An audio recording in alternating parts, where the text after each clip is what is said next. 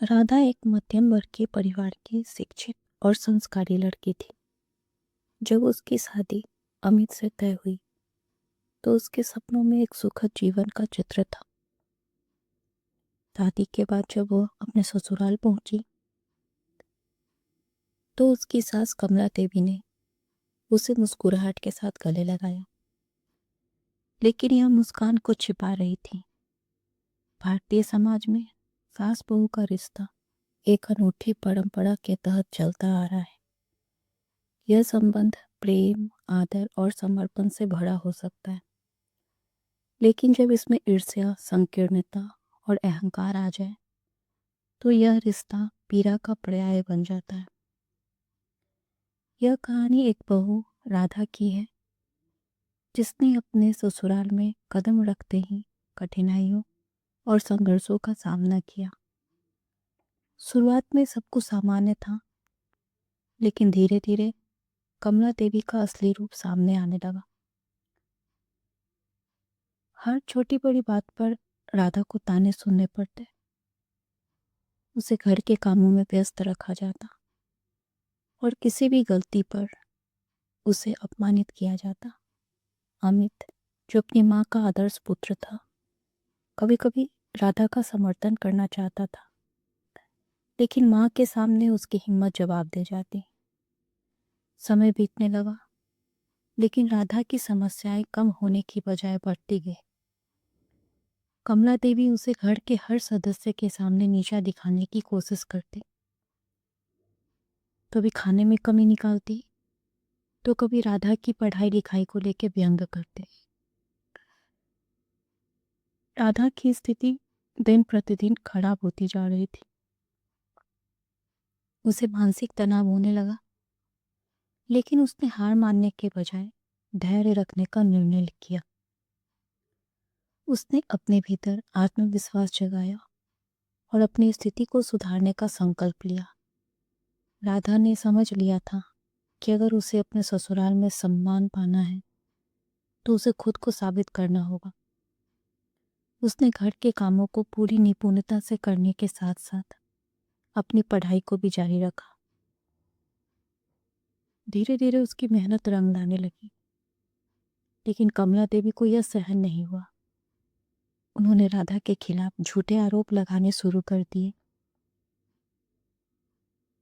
एक दिन जब घर में एक महत्वपूर्ण समारोह था, तब राधा पर चोरी का आरोप लगा दिया गया। यह उसके लिए असहनीय था। कमला देवी की साजिशें दिन ब दिन बढ़ती गई। उन्होंने अमित को यह यकीन दिला दिया कि राधा उनके परिवार के लिए अशुभ है। धीरे धीरे अमित भी अपनी माँ की बातों में आने लगा। अंततः कमला देवी ने अपने बेटे पर दबाव डालकर राधा को तलाक देने के लिए मजबूर कर दिया। अमित, जो कभी राधा से प्यार करता था, अब पूरी तरह अपनी माँ के प्रभाव में आ चुका था। राधा के लिए यह जीवन का सबसे बड़ा आघात था। उसने कभी सोचा भी नहीं था कि जिस घर को वो अपना घर मान बैठी थी, वही उसे बेघर कर देगा। राधा ने तलाक को स्वीकार किया, लेकिन उसने हार नहीं मानी। उसने अपने आत्मसम्मान को बनाए रखा और एक नई शुरुआत करने का निश्चय किया। राधा ने अपने जीवन को नए सिरे से जीने की ठानी। उसने अपनी शिक्षा पूरी की और मेडिकल की पढ़ाई में उत्कृष्टता प्राप्त की। कुछ वर्षों में वह एक प्रतिष्ठित न्यूरोलॉजिस्ट डॉक्टर बन गई। वह अपने पैरों पर खड़ी हो गई और आत्मनिर्भर बन गई। अमित को तलाक के बाद राधा की कमी बहुत खलने लगी। वह जिस जीवन की तलाश में था, वो राधा के बिना अधूरा था।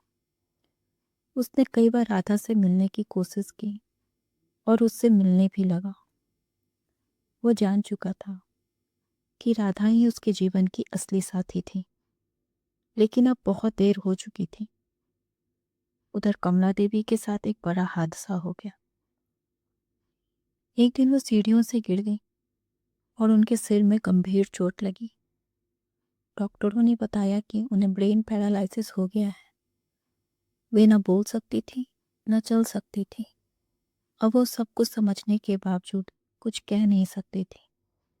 यह उनके कर्मों का ही परिणाम था जो अब उन्हें बेबस्ता की हालत में जीने को मजबूर कर रहा था। अमित जब यह खबर राधा को देने गया तो वो भावुक हो गया।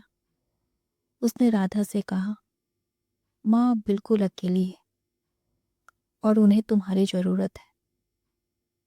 राधा का दिल पिघल गया। उसने अपने अतीत की सारी पीड़ा को एक तरफ रख के इंसानियत को चुना। एक डॉक्टर के रूप में उसने अपने कर्तव्य को सबसे ऊपर रखा। राधा ने कमला देवी का इलाज शुरू किया और उन्हें अपने अस्पताल में भर्ती करवाया। धीरे धीरे कमला देवी की हालत में सुधार आने लगा। अब वे राधा की आंखों में देखती थी और उनके चेहरे पर पश्चाताप के भाव होते थे। शायद वे अब समझ गई थी कि राधा कितनी महान और सहृदय स्त्री है। कमला देवी की स्थिति में जब सुधार हुआ तो अमित ने राधा के सामने झुककर अपने सारे किए की माफी मांगी। उसने कहा, राधा, मैं जानता हूं कि मैंने तुम्हारे साथ बहुत गलत किया है, लेकिन आज भी मैं तुमसे उतना ही प्यार करता हूं। क्या तुम मुझे एक और मौका दोगी? राधा ने थोड़ी देर चुप रह के उसकी आंखों में देखा। उसमें पश्चाताप था, सच्चा प्रेम था और बदलाव की झलक थी। राधा मुस्कुराई और सिर हिलाकर सहमति दे दी। कुछ ही महीनों के बाद अमित और राधा ने फिर से विवाह कर लिया, इस बार बिना किसी सामाजिक दबाव के, केवल प्रेम और समझ के आधार पर। कमला देवी भी अब पूरी तरह बदल चुकी थी। उन्होंने राधा को बेटी का दर्जा दिया और अब सार्वजनिक रूप से अपनी गलती मानी। यह कहानी सिर्फ राधा की नहीं बल्कि उन तमाम बहुओं की है जो अपने ससुराल में संघर्ष करती हैं। यह हमें सिखाती है कि धैर्य, प्रेम और समझदारी से कठिन परिस्थितियों को भी बदला जा सकता है। लेकिन अगर अन्याय बहुत अधिक बढ़ जाए तो खुद के आत्मसम्मान को बनाए रखना ही सबसे बड़ा कदम होता है। राधा ने हार नहीं मानी और अंततः उसने खुद को साबित किया। अंत में उसने यह भी दिखाया कि करुणा और मानवता में सबसे बड़ी शक्ति होती है। यह कहानी एक प्रेरणा है उन सभी महिलाओं के लिए जो संघर्षों के बीच भी अपनी पहचान बनाना चाहती है। अंततः प्रेम और क्षमा ने एक टूटा हुआ रिश्ता फिर से जोड़ दिया और यह कहानी को दिया एक सुखद अंत। धन्यवाद।